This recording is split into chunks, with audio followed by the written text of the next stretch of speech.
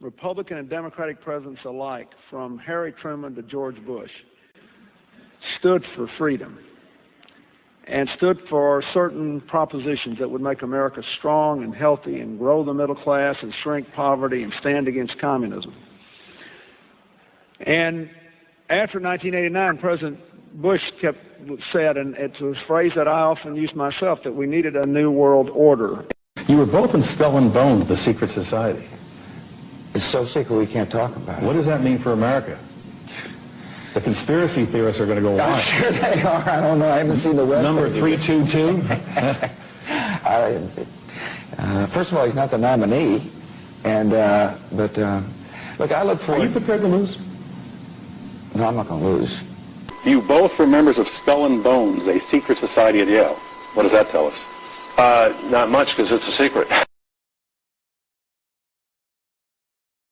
We have before us the opportunity to forge for ourselves and for future generations a new world order, a world where the rule of law, not the law of the jungle, governs the conduct of nations. When we are successful, and we will be, we have a real chance at this new world order, an order in which a credible United Nations can use its peacekeeping role to fulfill the promise and vision of the UN's founders.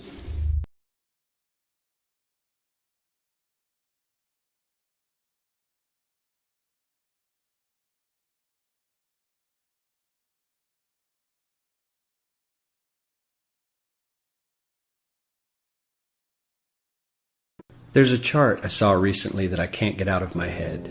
A Harvard business professor and economist asked more than 5,000 Americans how they thought wealth was distributed in the United States. This is what they said they thought it was. Dividing the country into 5 rough groups of the top, bottom, and middle 3 20% groups, they asked people how they thought the wealth in this country was divided. Then he asked them what they thought was the ideal distribution. And 92%, that's at least 9 out of 10 of them, said it should be more like this. In other words, more equitable than they think it is. Now that fact is telling, admittedly, the notion that most Americans know that the system is already skewed unfairly. But what's most interesting to me is the reality compared to our perception. The ideal is as far removed from our perception of reality as the actual distribution is from what we think exists in this country. So ignore the ideal for a moment. Here's what we think it is again.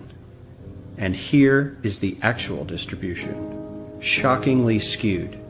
Not only do the bottom 20% and the next 20%, the bottom 40% of Americans barely have any of the wealth. I mean, it's hard to even see them on the chart. But the top 1% has more of the country's wealth than 9 out of 10 Americans believe the entire top 20% should have. Mind-blowing. But let's look at it another way, because I find this chart kind of difficult to wrap my head around. Instead, let's reduce the 311 million Americans to just a representative 100 people. Make it simple. Here they are. Teachers, coaches, firefighters, construction workers, engineers, doctors, lawyers, some investment bankers, a CEO, maybe a celebrity or two. Now let's line them up according to their wealth. Poorest people on the left, wealthiest on the right, just a steady row of folks based on their net worth. We'll color code them like we did before based on which 20% quintile they fall into. Now let's reduce the total wealth of the United States, which was roughly $54 trillion in 2009, to this symbolic pile of cash. And let's distribute it among our 100 Americans. Well, here's socialism, all the wealth of the country distributed equally. We all know that won't work. We need to encourage people to work and work hard to achieve that good old American dream and keep our country moving forward. So, here's that ideal we asked everyone about. Something like this curve. This isn't too bad. We've got some incentive, as the wealthiest folks are now about 10 to 20 times better off than the poorest Americans. But hey, even the poor folks aren't actually poor, since the poverty line has stayed almost entirely off the chart. We have a super healthy middle class with a smooth transition into wealth. And yes, Republicans and Democrats alike chose this curve. 9 out of 10 people, 92%, said this was a nice, ideal distribution of America's wealth. But let's move on. This is what people think America's wealth distribution actually looks like. Not as equitable, clearly, but for me, even this still looks pretty great. Yes, the poorest 20 to 30% are starting to suffer quite a lot compared to the ideal, and the middle class is certainly struggling more than they were, while the rich and wealthy are making roughly 100 times that of the poorest Americans and about 10 times that of the still healthy middle class. Sadly, this isn't even close to the reality. Here is the actual distribution of wealth in America. The poorest Americans don't even register. They're down to pocket change, and the middle class is barely distinguishable from the poor. In fact, even the rich between the top 10 and 20 percentile are worse off. Only the top 10% are better off. And how much better off? So much better off that the top 2 to 5% are actually off the chart at this scale. And the top 1%, this guy, well, his stack of money stretches 10 times higher than we can show. Here's his stack of cash, restacked, all by itself. This is the top 1% we've been hearing so much about. So much green in his pockets that I have to give him a whole new column of his own, because he won't fit on my chart. 1% of America has 40% of all the nation's wealth. The bottom 80%, 8 out of every 10 people, or 80 out of these 100, only has 7% between them. And this has only gotten worse in the last 20 to 30 years. While the richest 1% take home almost a quarter of the national income today, in 1976, they took home only 9%, meaning their share of income has nearly tripled in the last 30 years. The top 1% own half the country's stocks, bonds, and mutual funds. The bottom 50% of Americans own only 0.5% of these investments, which means they aren't investing. They're just scraping by. I'm sure many of these wealthy people have worked very hard for their money. But do you really believe that the CEO is working 380 times harder than his average employee? Not his lowest paid employee, not the janitor, but the average earner in his company. The average worker needs to work more than a month to earn what the CEO makes in 1 hour. We certainly don't have to go all the way to socialism to find something that is fair for hardworking Americans. We don't even have to achieve what most of us consider might be ideal. All we need to do is wake up and realize that the reality in this country is not at all what we think it is.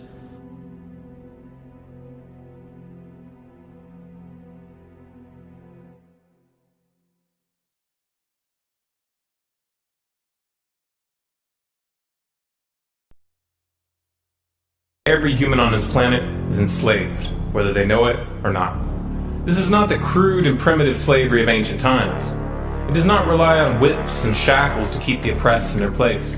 These tools have been rendered obsolete by much more sophisticated methods.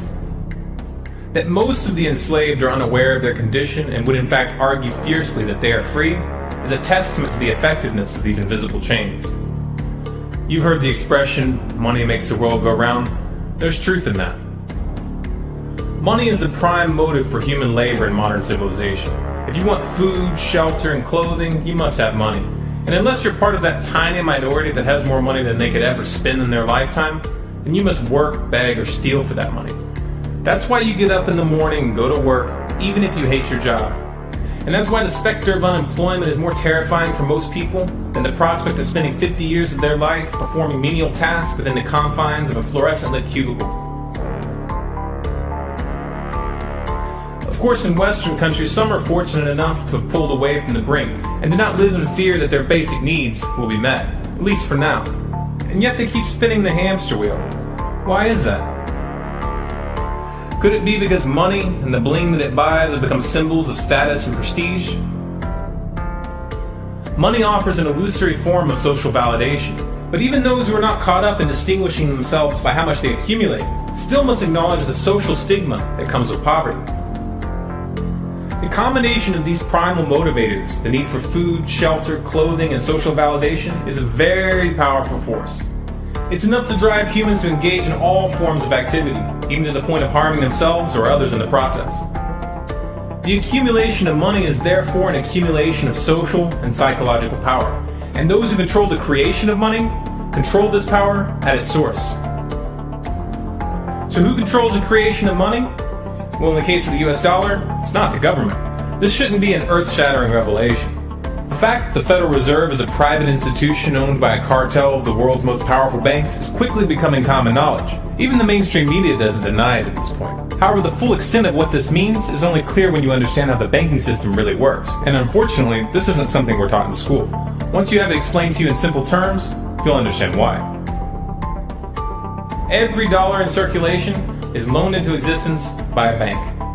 The process begins with the Federal Reserve when they loan out money to the US government and to other entities. You've probably heard this talked about before, especially in regards to the interest rate on those loans, which the Federal Reserve raises and lowers depending on economic conditions. But what's never talked about in the mainstream is the fact that the Fed isn't actually loaning out money that they have. They are merely typing those dollars into existence on a computer. You may be inclined to believe that this money is based on some physical backing like gold, but you would be mistaken.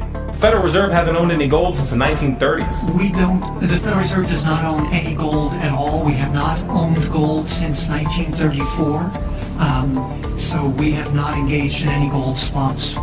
When the Federal Reserve loans money to the U.S. government gives the Federal Reserve government bonds in exchange. These bonds are simply written promises to pay back the money that was loaned to them with interest through taxation. So to be clear here, the government is taking out a loan from a bank that is creating that money out of thin air, and they're expecting you, the taxpayer, to cover that loan. The absurdity of this arrangement is even more obvious when you realize that up until 1913, the U.S. government created its own money and had no need for a bank to play the part of a middleman. That new money loaned out by the Federal Reserve enters circulation through the banks, accumulates in the banks, and in the end, the banks end up holding all the cards. Not necessarily for the reasons you may imagine. Contrary to popular belief, the majority of money in circulation isn't actually created by the Federal Reserve, but rather by the ordinary banks that businesses and individuals use for their checking, savings, and mortgages. How is this possible? Well, like the Federal Reserve, ordinary banks are allowed to loan out money that they don't have. There are, of course, restrictions. Banks are only allowed to loan out 10 times the amount of money that they actually have. So if Wells Fargo has $1,000, they can loan you $10,000, and they expect you to pay back that $10,000 plus interest. This is called fractional reserve banking. 75% of all money in circulation is created in this manner. Now, as bad as this may seem, this is really only the tip of the iceberg. Most banks structure payment plans so that for many years, you're paying almost nothing but interest, and only start paying down the principal gradually. The result of this strategy is that in most cases, you pay far more in interest when you purchase a house than the house itself is worth. So here's the real question. If all money is created through loans, where does the money come from to pay for the interest? Let's say we reset the system to zero, loan $1,000 into existence, and charge 7% interest. We now have a total of $1,000 in the system, but we owe $1,000 plus interest, and that's more. The interest ensures that there's always more debt than money in circulation, because the money to pay the interest doesn't exist. Never has, never will. This would be obvious if there was only one loan being issued to one person in this manner, but when performed on a global scale, the reality is hidden and is transformed into a game of musical chairs where the person ending up without a seat faces bankruptcy and financial ruin. Because every dollar in existence is tied to a debt, this creates an unseen force that draws those dollars back to the banks, kind of like gravity attracts a physical object to Earth. The catch here is that it's the labor of the people that moves that money. Every hour that you work to pay back a loan or to keep the government from throwing you in jail over income taxes is an hour worked for the banks. The total receipts from personal income taxes just barely covers the interest on the national debt. And even the principal for that debt all ends up back in the hands of the banks. And remember, that bank created that money out of nothing. Once you understand that the money that banks loan out isn't actually an asset, but is in fact a piece of legal fiction, it should be clear that you're working for these banks for free. This is a cleverly disguised form of slavery. If you manage to pay your monthly payments, then you are a successful slave, and you are allowed to keep the material comforts that come with that status. But if for some reason you fail to make those monthly payments, then the bank or the IRS comes to take your house, your car, and anything else you have of value. And if somehow, even with this enormous financial advantage, the banks still get themselves into trouble, you, the taxpayer, will be forced to bail them out. No matter what, the banks win. To say the game is rigged is an understatement. You might be inclined to think that if you live outside the United States and you don't use dollars, then this situation has no bearing on your life. But you would be wrong. The dollar is both the world reserve currency and the only currency in which oil is sold on global markets. This is often referred to as the petrodollar status. This means that wherever you live, whether your country is an oil exporter or an oil importer, you are affected. If your country is an oil importer, then you are affected by the fact that in order to keep your country running, you have to acquire dollars. To acquire those dollars, you have to send goods and services to the United States or to someone else who did. Likewise, if your country is an oil exporter, you are affected by the fact that you send your oil to the U.S. in exchange for this debt-based money. You are exchanging something of real and tangible value for digits on a screen. And if for some reason the leadership of your country grows tired of this arrangement and tries to pull off the dollar, you'll quickly find the United States military at your doorstep ready to open up a can of democracy on you.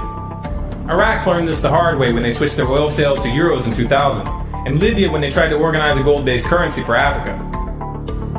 Debt-based money is a masterpiece of social engineering, the ultimate tool of the ruling elite. Yet in reality, the whole thing is nothing more than a construct of belief. Our chains are the chains of the mind, and the path to freedom must also begin in the mind. If we want a better future for our children and grandchildren, then we must work right now to reach a critical mass of awakening. Why did the United States attack Libya, Iraq, Afghanistan, and Yemen?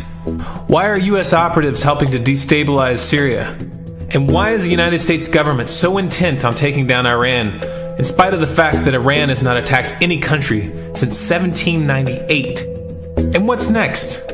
What are we headed for? When you look at the current trajectory that we're on, it doesn't make any sense at all if you evaluate it based on what we're taught in school. And it doesn't make any sense if you base your worldview on the propaganda that the mainstream media tries to pass off as news. But it makes perfect sense once you know the real motives of the powers that be. In order to understand those motives, we first have to take a look at history. In 1945, the Bretton Woods Agreement established the dollar as the world reserve currency, which meant that international commodities were priced in dollars. The agreement, which gave the United States a distinct financial advantage, was made under the condition that those dollars would remain redeemable for gold at a consistent rate of $35 per ounce. The United States promised not to print very much money, but this was on the honor system, because the Federal Reserve refused to allow any audits or supervision of its printing presses. In the years leading up to 1970, expenditures in the Vietnam War made it clear to many countries that the U.S. was printing far more money than it had in gold. And in response, they began to ask for their gold back. This, of course, set off a rapid decline in the value of the dollar. The situation climaxed in 1971 when France attempted to withdraw its gold and Nixon refused. On August 15th, he made the following announcement. I have directed the Secretary of the Treasury to take the action necessary to defend the dollar against the speculators.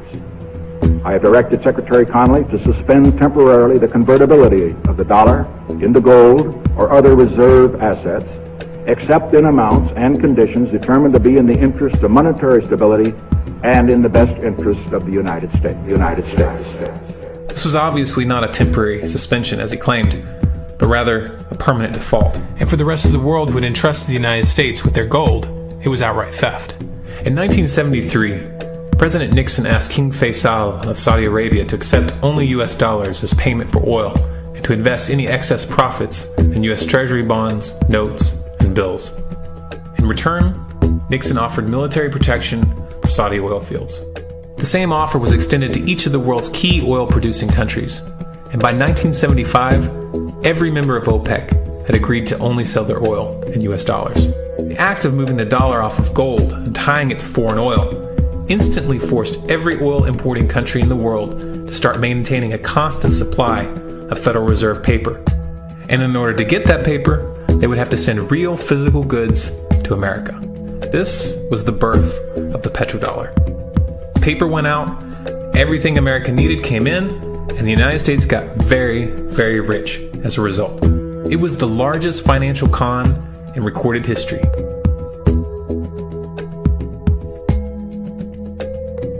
The arms race of the Cold War was a game of poker.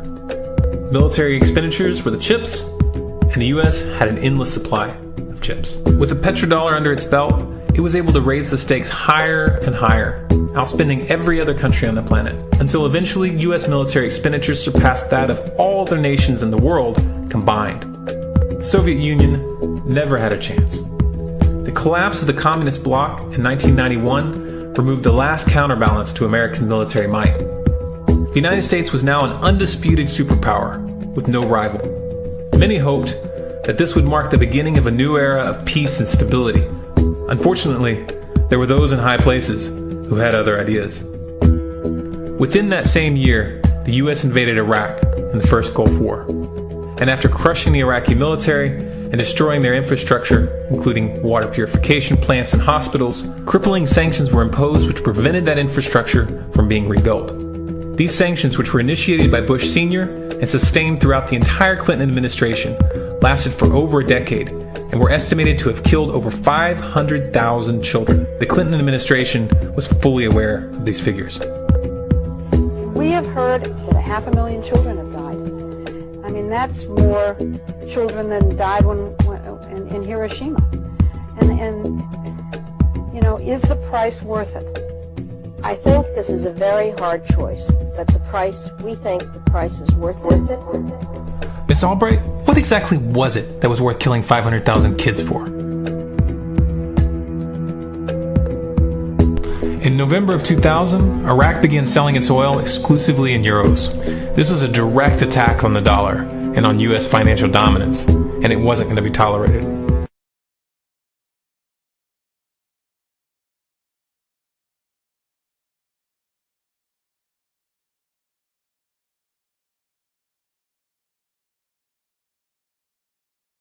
In response, the U.S. government, with the assistance of the mainstream media, began to build up a massive propaganda campaign claiming that Iraq had weapons of mass destruction and was planning to use them. In 2003, the U.S. invaded, and once they had control of the country, oil sales were immediately switched back to dollars. This is particularly notable due to the fact that switching back to the dollar meant a 15 to 20% loss in revenue due to the euro's higher value. It doesn't make any sense at all unless you take the petrodollar into account.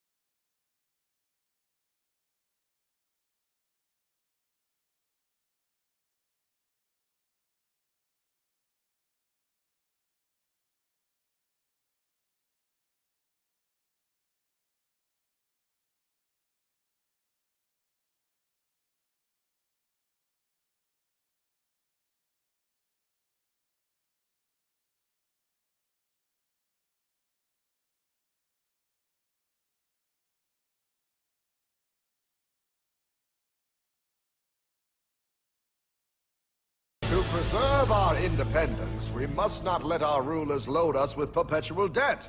We must make our choice between economy and liberty or profusion and servitude. Wow. I place economy among the first and most important of Republican virtues, and public debt is the greatest of the dangers to be feared.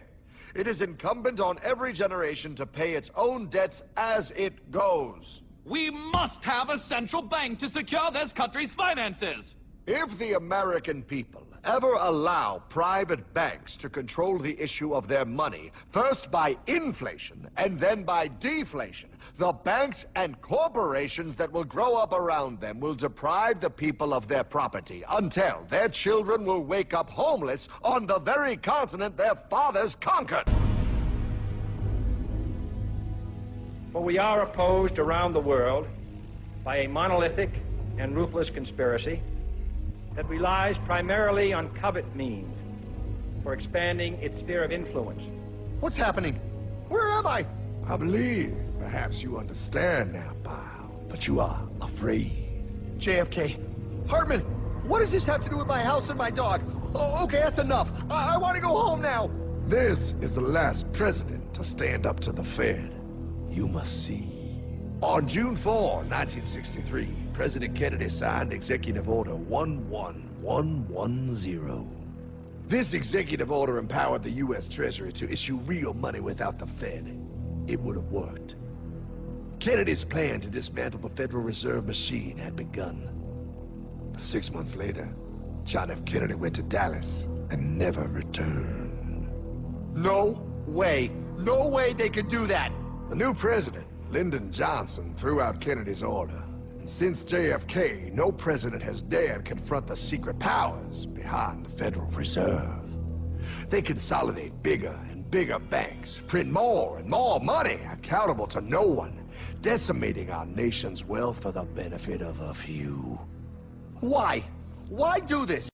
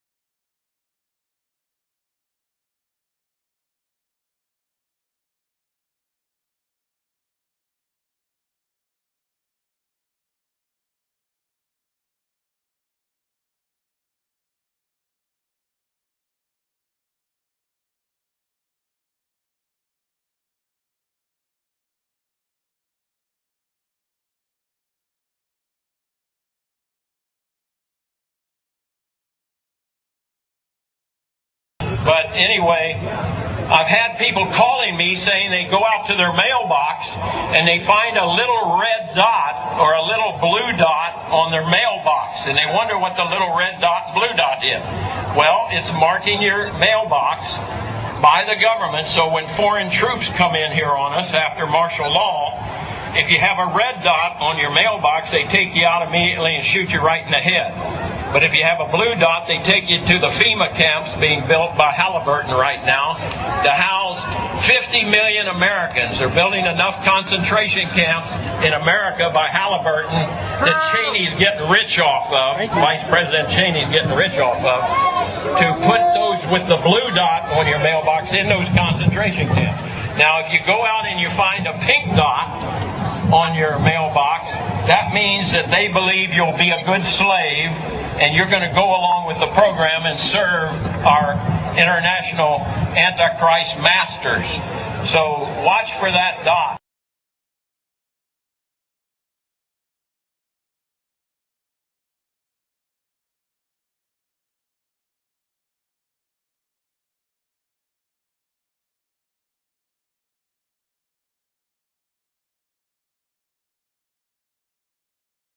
Have you heard that the Department of Homeland Security has purchased 1.6 billion rounds of ammunition last year? I mean, that's got to cost millions and millions of dollars. Correct me if I'm wrong, but isn't this country broke? I mean, you turn on the TV, you hear how we're laying off air traffic controllers, how people are going to die because of it. I mean, Harrison Ford is in a tizzy, and we're spending this much money on bullets? Do you know that 1.6 billion rounds of ammunition is enough to fight a 20-year war and still have bullets left over? My question is, who is the Department of Homeland Security planning to shoot? Do you realize that over the past couple of months, our government has tried to pass bills through Congress allowing them to arrest American citizens without due process, allowing them to kill American citizens without due process? An ad hoc legal approach for fighting terrorism.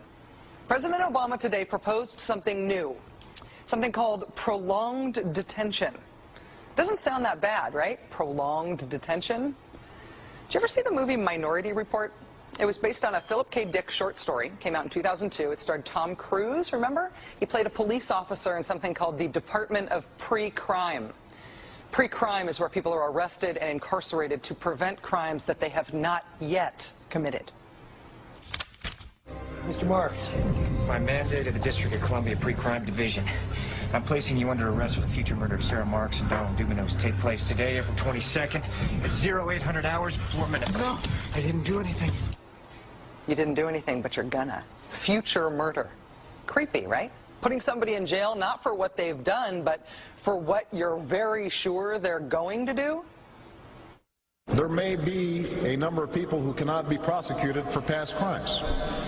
In some cases because evidence may be tainted,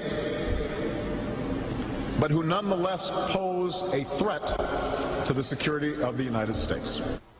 We're not prosecuting them for past crimes, but we need to keep them in prison because of our expectation of their future crimes. Al-Qaeda terrorists and their affiliates are at war with the United States, and those that we capture, like other prisoners of war, must be prevented from attacking us again. Prevented. We will incarcerate people preventively. Preventive incarceration. Indefinite detention without trial. That's what this is. That's what President Obama proposed today, if you strip away the euphemisms. One civil liberties advocate told the New York Times today, quote, "We've known this was on the horizon for many years, but we were able to hold it off with George Bush. The idea that we might find ourselves fighting with the Obama administration over these powers is really stunning." And it is stunning. And it's got the 5 regions for the FEMA camps, and it talks about barricades and barbed wire and armed guards, and it says that they've built the camps and that now they need to get ready to staff them, and that they need to be ready within a 72-hour period. And so I want to challenge everybody to call their friends and their families now and realize that the new economy is to put tens of millions of people, we already have the biggest prison population in the world, in this archipelago, this giant chain of facilities all over the country. The following video details the contents of a Department of Defense document entitled Internment and Resettlement Operations, also known as FM 3-39.40. The document is 325 pages long and it is signed by Joyce E. Morrow, Administrative Assistant to the Secretary of the Army. It was created in 2010, however, has just been recently leaked to the public via the internet and can now be downloaded from multiple sources. In the description below, you'll find a download link for the document. I strongly encourage you to download it yourself and to verify everything that's being said here. The document outlines military procedures for internment and resettlement of civilians, and it describes the layout and the administration of these internment camps. It clearly states on page 38 that it applies within U.S. territory, and it specifically addresses the detainment of U.S. citizens, as is indicated by the identification procedures for new prisoners on page 146, which states that social security numbers are to be recorded alongside their photograph and fingerprints.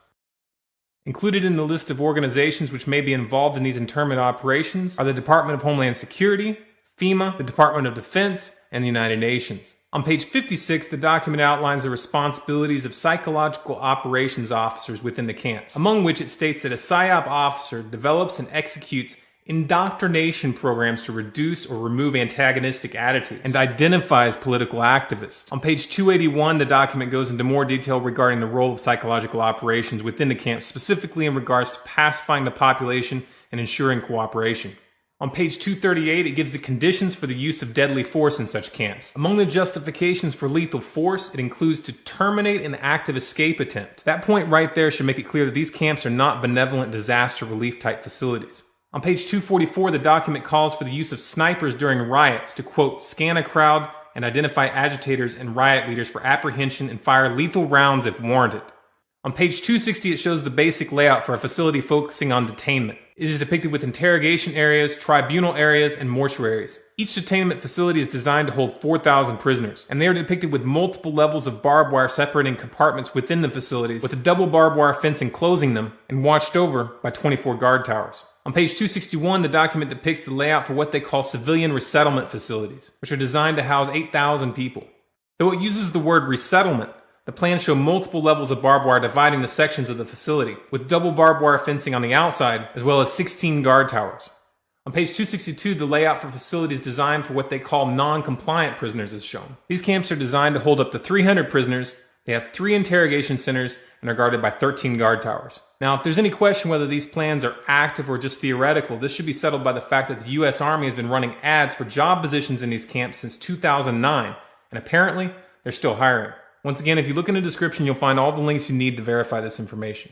It's important to note here that this document was created in 2010, which was under the Obama administration, and it predates the NDAA of 2012, which authorized military detainment of U.S. citizens. This clearly shows a long-term agenda at work.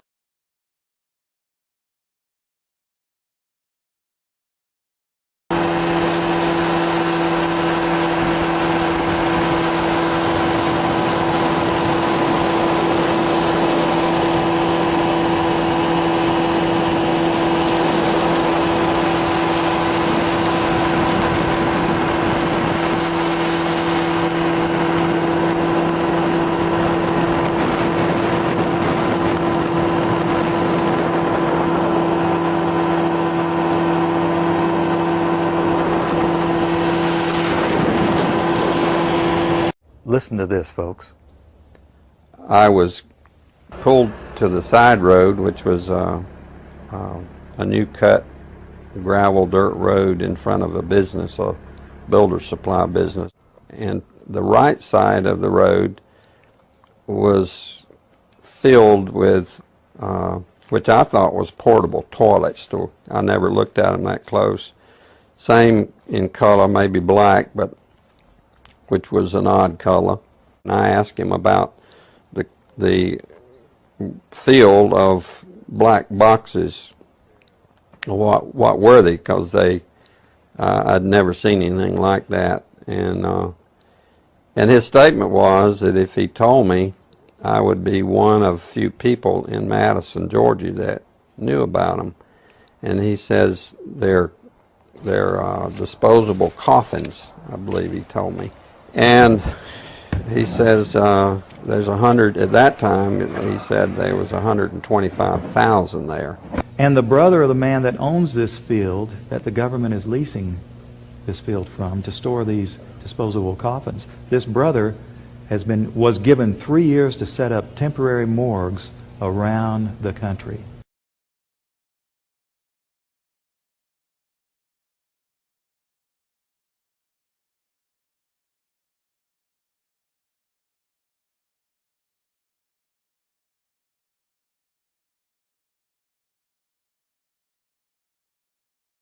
We now have a policy as exemplified by the FBI brochure from the on counterterrorism, which says people who are defenders of the U.S. Constitution against federal government and the UN and make numerous references to the U.S. Constitution should be monitored as potentially murderous and fanatical terrorists.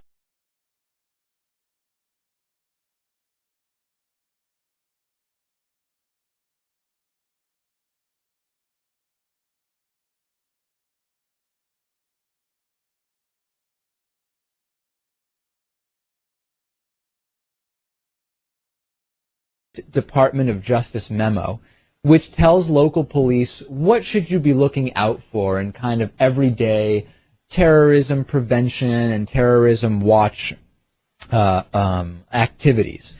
And one of the things that is considered a potential terrorist risk is individuals who harbor doubts about the official story regarding 9/11. The memo adds 9/11 official story skeptics to the growing list of targets.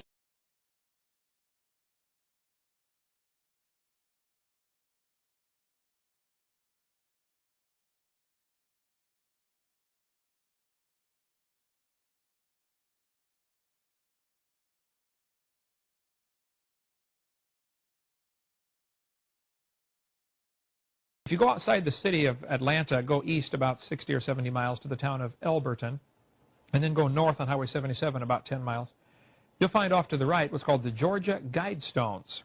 It looks kind of like Stonehenge, these big, huge granite rocks set up there. This was done by a guy, we have a pseudonym, came in, paid cash, had this company set these things up in 1980.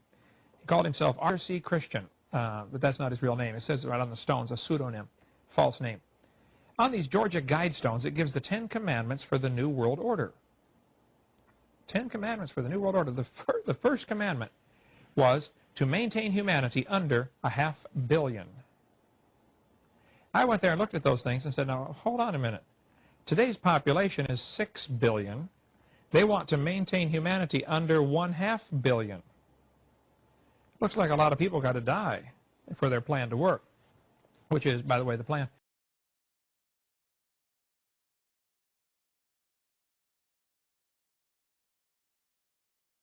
Jacques Cousteau said we'd have to eliminate 350,000 people a day. 1/3 of a million people a day would have to be eliminated to save Mother Earth. Bill Clinton said we need to reduce the population of the Earth to 1 billion. There are a lot of folks who would like to reduce the population of the Earth. The Bible command is quite the opposite.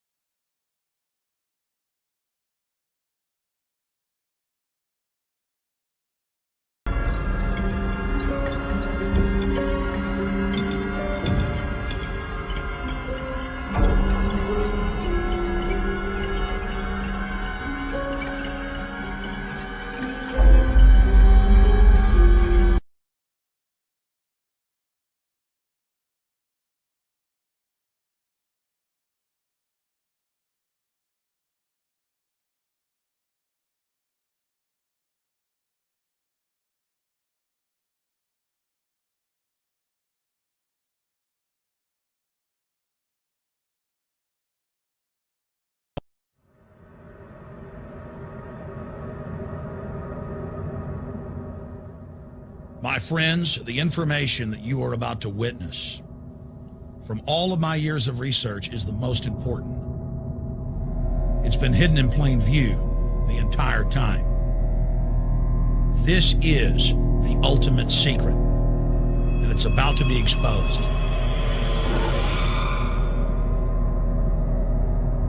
I have hundreds of government documents, textbooks, white papers, where for over 80 years, the elite of the Western world have talked about adulterating food and water to sicken and sterilize the population for the purpose of eugenics. It's all covered in the book Eco-Science, written by the White House science czar, John P. Holdren, where they talk about a planetary police state to carry out the forced sterilization. They also talk about covert systems in the water and food to sterilize the population. Now, this was written decades ago, before he was White House science czar. Now, suddenly, the stuff in this book is all over the news. They're selling it to the public as if it's a good thing. You see here before you what an average person would buy when they went shopping at the store. Not everything here is bad for you, but much of it has compounds and artificial chemicals that have been added that are extremely toxic and bad for your health. And they have known this the entire time, and they have approved them for use. Let's start with aspartame.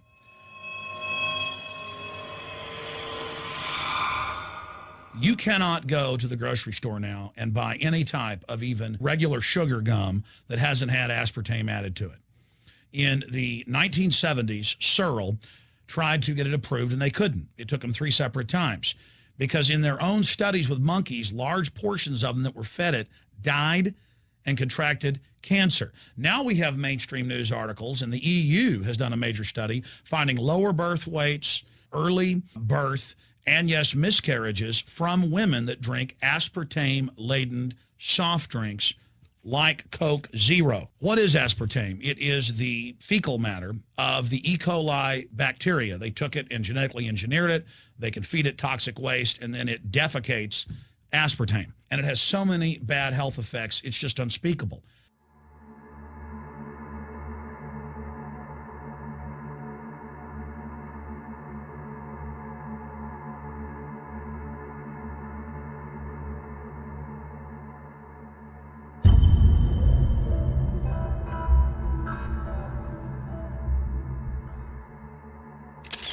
This is being done by design. It's also very, very addictive.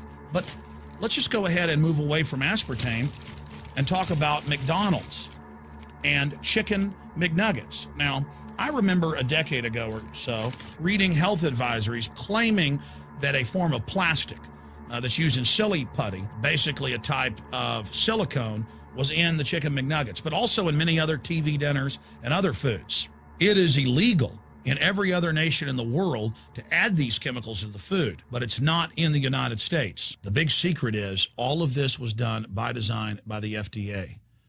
Look at all the drugs they've approved, and then it comes out later that they knowingly approve them when these drugs are causing heart attacks and cancer.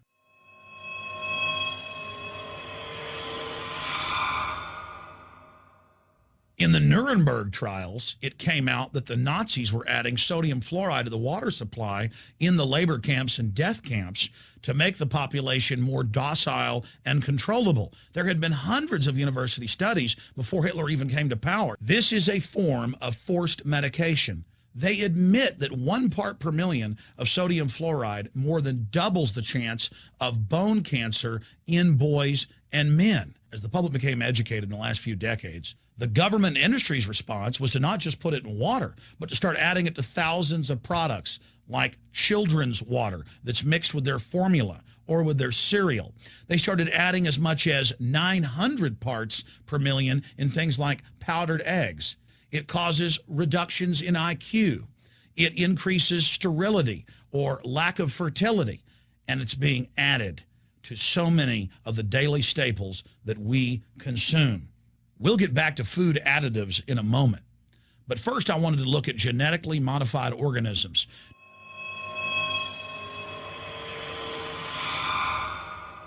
Did you know for many years the American people have been eating cloned beef and pork, and now they're expanding out into other forms of meat? Let's look at salmon first. Major university studies conclusively have proven that the type of genetically modified salmon that is actually a cross species, they've mixed other animal genes in with it, that when this fish is introduced with wild natural salmon, within 40 generations, all of the natural salmon are extinct. And the FDA approved this, and they're going to allow it to be released into the wild. That isn't even a salmon, it is a cross species chimera. It is a mixture like something out of the island of Dr. Moreau, something out of a nightmare.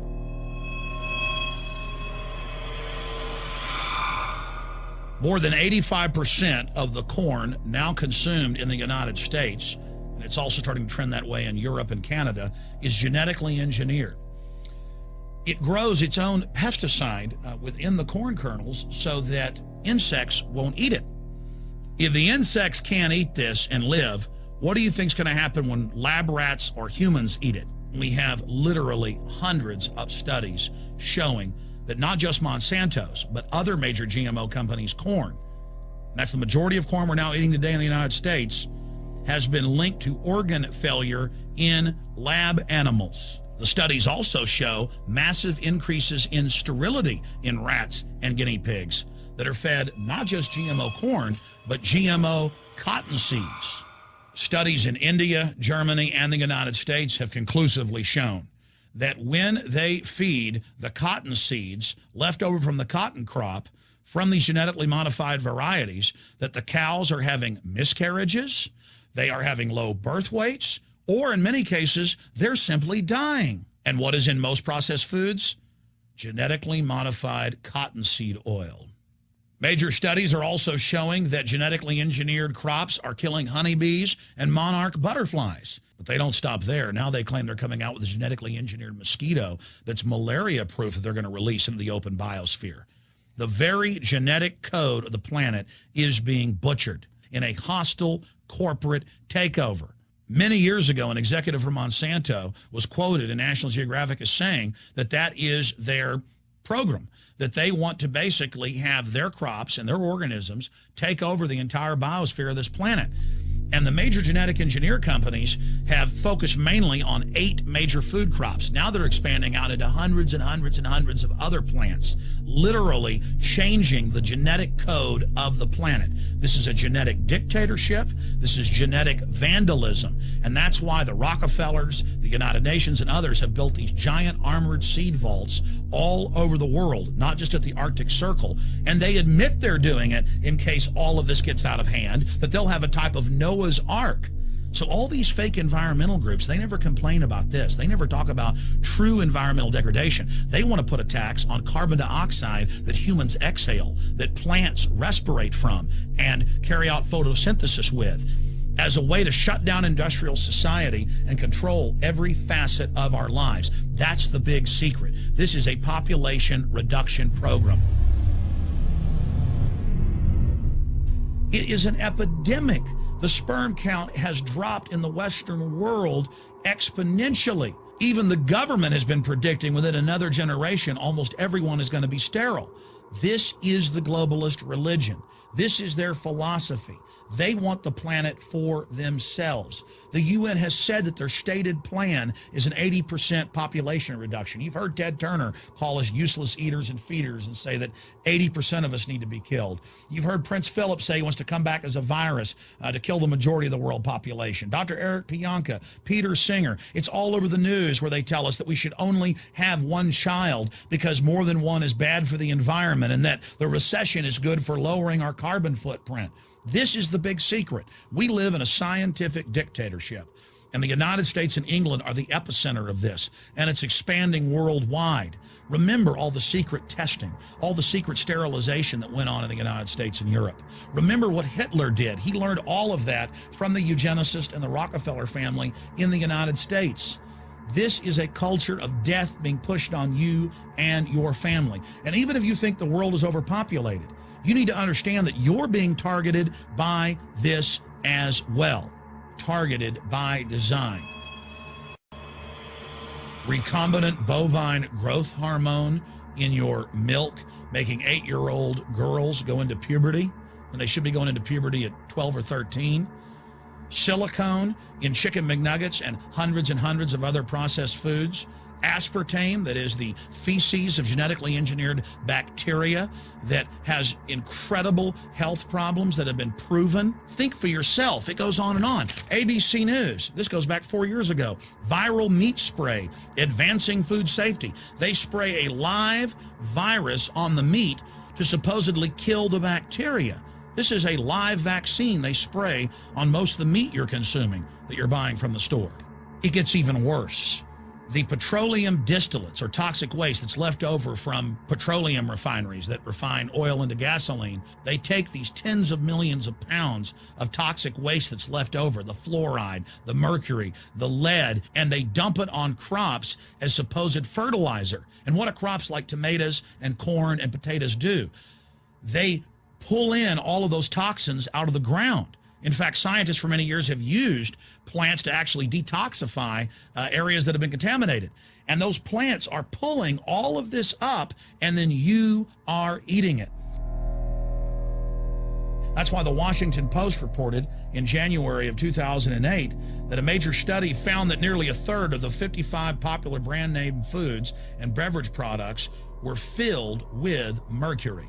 Despite the fact that the people of Europe for over 20 years have fought off all the genetically modified wheat and corn and other crops being planted in their nation, now the EU is buckled and is accepting it. The United States is literally a testing ground for all of this. It's just automatically approved. And the people that work for these corporations, they're compartmentalized. They don't know what's going on. The people that work at these stores, they have no idea what's happening. This is affecting all of us. This is hurting everyone. Many different forms of cancer are growing by thousands of percentage points. Diabetes, all these different diseases. And in major studies, it's all been linked to the toxic additives that are in our food, our water. And I haven't even had time to get into MSG. I mean, I've interviewed brain surgeons, neurologists, scientists. I mean, it just devastates the brain. It's an excitotoxin. It destroys the liver, and it is in tens of thousands of products. We can say no. We can stand up. But if you've got a neighbor giving fluoride water to their baby, please go over and warn them. If you got a neighbor that's sitting there eating MSG-filled chips, one after the other, warn them. You've got a responsibility. If you know people that are feeding processed foods filled with GMO, warn them. And for God's sakes, don't give it to your own children. If you want to kill yourself, that's your own business. But don't hurt your children. Don't do this, ladies and gentlemen. There's been a bit of an uproar this past week due to Obama's signing of a recent bill that has become affectionately labeled the Monsanto Protection Act, or H.R. 933. So much so that it's led Senator Barbara Mikulski to publicly apologize for letting the provisions slip through. However, this is really only a small part of a much bigger pattern of corruption and collusion between Monsanto and the U.S. government.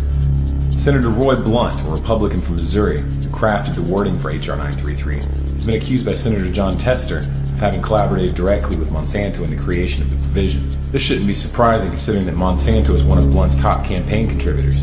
Blunt also accepts contributions from the Crawford Group, a registered lobbyist for Monsanto. Now, the controversy in this bill is tied to Section 735, which is of course written in such a jumble of incomprehensible legalese that it's highly difficult to interpret. It's designed to make the eyes glaze over without registering that anything of significance has been stated. This is facilitated using a common legislative technique of referring to sections of a separate law, so that you have to go read the unintelligible fine print in that second document in order to understand what's actually being said. That second law in this case is the Plant Protection Act. In the description of this video, you'll find a link to both documents.